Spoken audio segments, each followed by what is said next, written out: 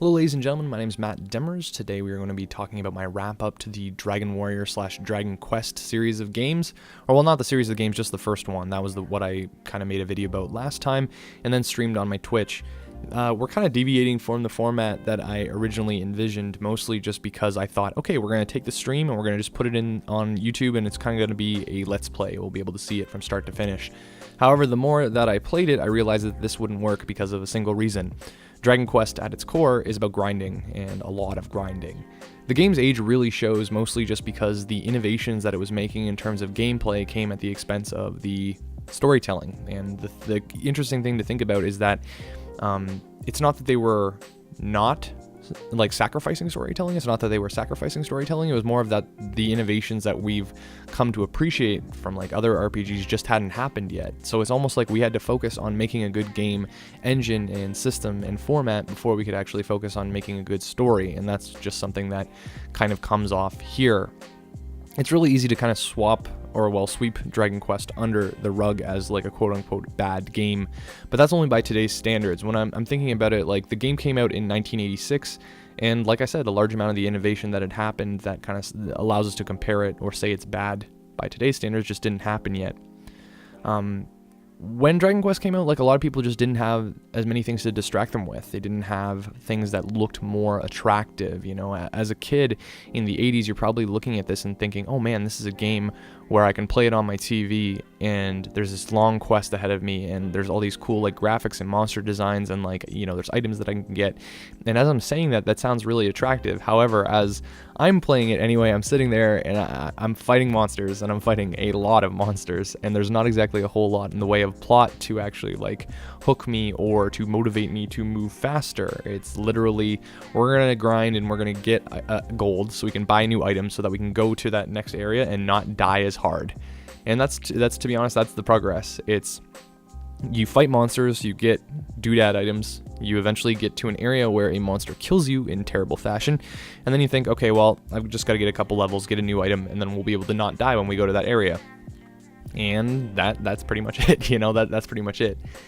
I can see that the fun is supposed to come from that sense of progression. You're supposed to be like a kid in the 80s, you're supposed to think, oh man, I've been on this journey for a month, and all of a sudden I'm progressing to a new area, and that's awesome, and all that time was worth it. But by today's standards, like I said, it's just doing some math. There's a point in the game where there's literally nothing else to do except for level up. You literally cannot advance the story until you gain about 3 or 4 levels until you can, go into a new area, like a southern continent. The problem is that you, between levels is roughly 2,500 to 3,000 experience, and the monsters that you're fighting give 30 to 40. So doing some quick math there, you're looking at almost 85 different encounters without dying in a timely fashion in order to level up, and then you have to do that maybe even 5 more times, and the amount of experience that you need goes up per level. So at some point, going from level 15 to 17 or 15 to 19, you're looking at 400 or 500 different encounters in order to level up. And as I emphasized, there is nothing to do besides that for 5 whole levels, and that can translate into something between 4, 8, 10 hours of gameplay. And obviously that elongates the game a little bit. That gives you a lot of space and a lot of time to kind of kill time, I guess. If you're looking at the game in terms of the hours played, you're gonna look at maybe a 30 or 40 hour game. But if you're looking at the stuff that happens in that game, the actual dungeon crawling, the actual quest fulfilling stuff probably only takes up maybe 5 of those hours. The rest is just straight grinding encounters, and that means you're taking the time to kill all the enemies, make sure that you're in an area that you're getting a decent return in terms of XP and gold, and then you're wandering back to I don't even want to say you're wandering back to a town in order to get an inn or, replenish your HP and MP.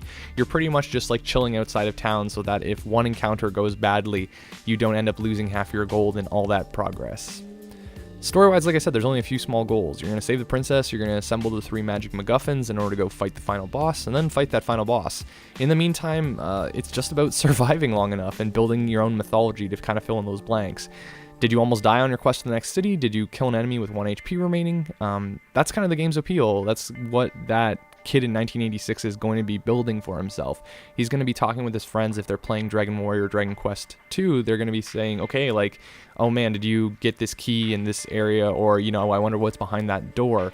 There doesn't need to be that kind of cutscene driven gameplay or twists or any kind of like hooks in order to keep you interested, just because the concept and the novelty of the game in itself is enough to keep driving you forward. And now that's not exactly something that works anymore. I'm happy I got into Dragon Warrior because it was a good lesson in history, patience, and otherwise putting myself in someone else's shoes, like, you know, that kid in 1986.